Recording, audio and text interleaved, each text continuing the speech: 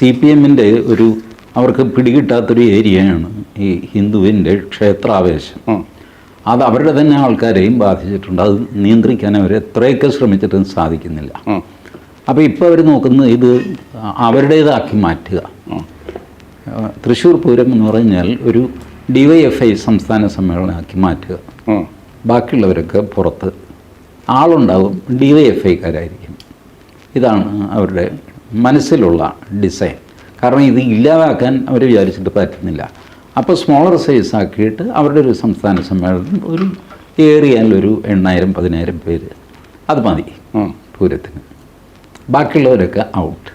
ഈ രീതിയിലുള്ള ഒരു പ്ലാനിങ്ങിലാണ് അവർ പോകുന്നത്. തൃശ്ശൂർ പൂരവുമായി ബന്ധപ്പെട്ട TG മോഹൻദാസ് പറഞ്ഞ വാക്കുകളാണ് നിങ്ങൾ കേട്ടത്. തൃശ്ശൂർ പൂരം അലങ്കോലപ്പെടുത്താൻ CPM ശ്രമിക്കുന്നു.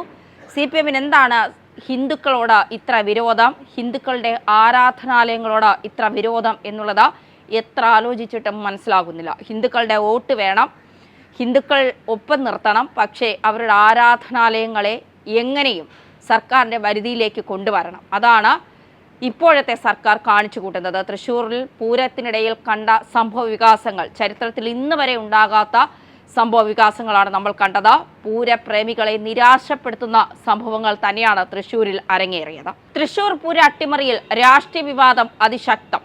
പൂരം രാത്രിയിൽ നൂറുകണക്കിന് ആളുകൾ സ്വരാജ് റൗണ്ടിൽ കണ്ടാസ്വദിച്ചിരുന്ന പഞ്ചവാദ്യവും എഴുന്നള്ളിപ്പും ഇത്തവണ തടസ്സപ്പെട്ടു. രാത്രി നടക്കേണ്ട വെടിക്കെട്ട് പകലിൽ നടന്നു. അങ്ങനെ ലോക്സഭാ തിരഞ്ഞെടുപ്പ് പോരിനിടെ നടന്ന തൃശ്ശൂർ പൂരം എല്ലാ അർത്ഥത്തിലും അട്ടിമറിയുടേതായി എന്ന് പറയാതിരിക്കാൻ കഴിയില്ല. രാത്രി പൂരത്തിന് സ്വരാജ് റൗണ്ട് കാലിയാക്കിയിട്ട പോലീസ് പാറമേക്കാവ് വിഭാഗത്തിൽ നിന്ന് കടത്തിവിട്ടത് 200ഓളം പേരെ മാത്രം.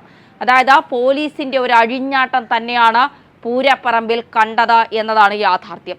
തിരുവമ്പാടിയിൽ ആരെയും കടത്തിവിട്ടില്ല. ആസ്വാദകരില്ലാതെ ദേവസ്വംകാരെ മാത്രം എണ്ണി സ്വരാജ് റൗണ്ടിലേക്ക് വിടാമെന്ന പോലീസിന്റെ വാശി അവസാനിച്ചത് പൂരം ബഹിഷ്കരിച്ചതിലൂടെയാണ്.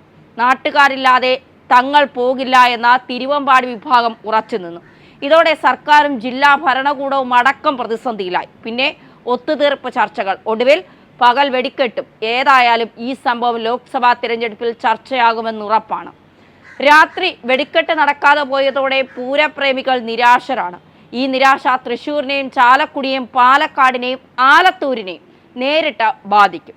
സംസ്ഥാന സർക്കാരിനും പോലീസിനുമെതിരായ വികാരം ആളിക്കത്തിക്കാൻ തൃശ്ശൂർ പൂരത്തിലെ സംഭവ വികാസങ്ങൾ ഇടയാക്കുമെന്ന വിലയിരുത്തൽ സജീവമാണ്. അങ്ങനെ വന്നാൽ ആലത്തൂരിലും പാലക്കാടും തൃശ്ശൂരും ഇടതു സ്ഥാനാർത്ഥികൾ നേരിടാൻ പോകുന്നത് വലിയ പ്രതിസന്ധി തന്നെയാണ്.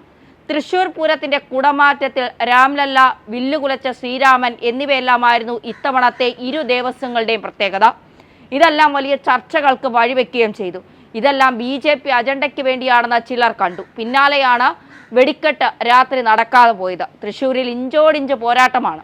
വിശ്വാസമുയർത്തി മത്സരിക്കുന്ന സുരേഷ് ഗോപിക്കും BJPക്കും അവരുടെ വാദങ്ങൾ ശക്തമായി ഉന്നയിക്കാൻ കഴിയുന്ന സാഹചര്യമാണ് തൃശ്ശൂർ പൂരം ഉണ്ടാക്കിയത്.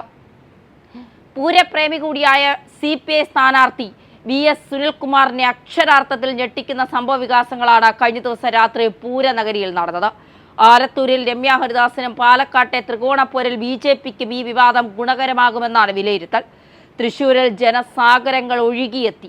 പകൽ മുഴുവൻ മേളാവേശത്തിലായി. പക്ഷേ അതിന്റെ മാറ്റു കെടുത്തിക്കൊണ്ടുള്ള പോലീസ് നിയന്ത്രണങ്ങളിൽ തുടങ്ങിയിരുന്നു തർക്കങ്ങളും